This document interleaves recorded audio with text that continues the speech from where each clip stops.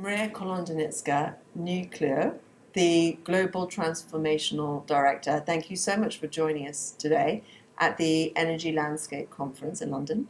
Thank you for having me here. I just particularly wanted to talk to you, get a few minutes, so we can hear the latest from newcleo. I know Stefan Buono. I had the privilege of going to Torino recently and hearing from them against the backdrop of the Italian energy minister making new announcements, which obviously was very newsworthy at the time because you have a moratorium on nuclear in Italy, and there's moves now to think about AMRs as potentially part of the energy mix going forward. So you're here in the UK. Perhaps if you could just share with us a bit how newcleo wants to get involved with the UK energy market, how you see the British government supporting advanced modular reactors, and also to help educate a little bit the people who don't know the difference between an SMR, a small modular reactor, Yes. and what you're offering as an advanced modular reactor in fourth gen. Of course. So maybe if we just take some of these questions one at a time. So newcleo, we are still a relatively young company. We are only 3 years old, but we've already done quite a lot in the last 3 years. So we are an AMR company, so advanced modular reactors. What that means is the difference is really in sort of generation. So we are generation 4 technology, which means we're advanced and more novel. Generation 3 plus, more often called SMRs, is more water-cooled technology. And what we do that's special is that in addition to looking to design, develop and operate our LFR, which is a lead-cooled fast reactor, we're also looking to manufacture our own fuel. And the type of fuel we're going to use, which is the mixed oxide fuel, enables us to close the fuel cycle. So what that means that we're looking to achieve sort of the holy grail of net zero and energy security, which is to use depleted uranium and plutonium as a fuel to produce both electricity and heat for industrial applications. So would that mean that your fuel is essentially like a recycled fuel? In very simple terms, yes. I'm sure that my colleagues in the fuel teams would probably disagree exactly how you use recycled and what's material and what waste. But in very general terms, yes. It's self-sustaining. It's self-sustaining, yes. Okay. So tell us about how you've engaged with the British government and or on sites. I mean, what is it that you're hoping to achieve, say, in the next 5 years in the UK? Why have you identified the UK as a market that you'd like to be part of? Yeah, absolutely. So maybe first just to explain a little bit about our corporate structure. So we are currently headquartered in UK, though we are moving our headquarters to France, which is one of our other key subsidiaries.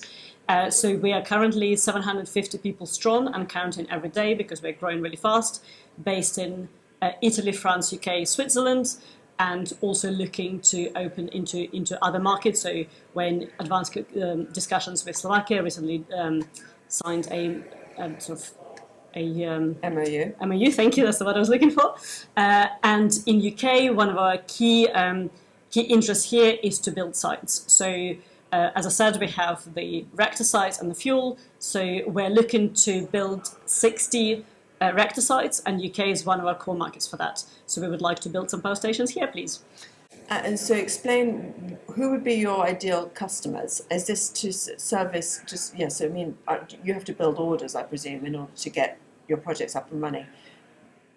How would your customer base differ from perhaps other reactor offers? So we've got two types of customers, and I think the first type perhaps is quite similar to what you would see for the big power stations, which is we're just going to generate electricity, and the customer will be national grid, and then obviously all of the users that would have for national grid.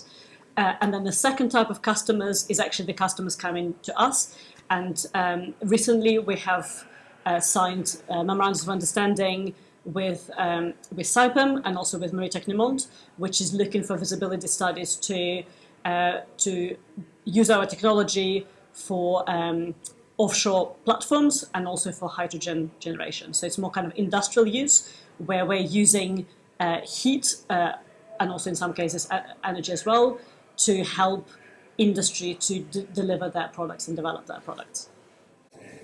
And what about hydrogen? Is there any applications for that? In terms of hydrogen, we actually have a memorandum of understanding with Marie Technomont, which is a producer of so kind of big sort of chemicals, including hydrogen, and I think they do sort of agricultural fertilizers, nitrogen, and a few other things. And we have a partnership with them at the moment where we're looking at a sort of mutually beneficial solution, how we can use our technology for their applications.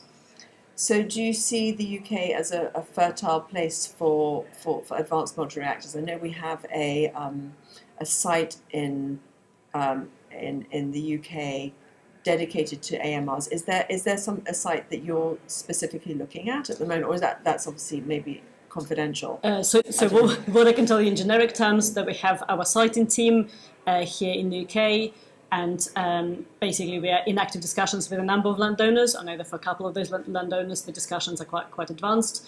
So we're open, for multiple sites in different parts of the UK, and our requirements are relatively standard. So we need to have access to good cooling. We need to have access to national grid infrastructure to be able to connect, or to the energy users that would be interested in having our technology. And I think one of the reasons why UK market is good, because obviously it's an advanced nuclear country, so people understand technology. That also the skills that we can attract. And in addition to our London office, for example, we have offices in Manchester and Gloucester, which is very much attracting the talent from those areas. So to wrap up, if you were a prospective investor in new nuclear technology, why would you skip small reactors, or large reactors probably aren't in your remit? Why do you think a company like newcleo would be a good option for you, to be involved with clean energy, electricity generation, for example, through your technology? Okay, so I think that I'll probably give you three reasons. The first is actually more of a generic reason. I think investors should invest in all types of nuclear, and actually all types of net zero and companies that provide energy security. We have enough need globally to generate electricity, and there is space for other companies as well as nuclear, and I think it's important that investors recognise that.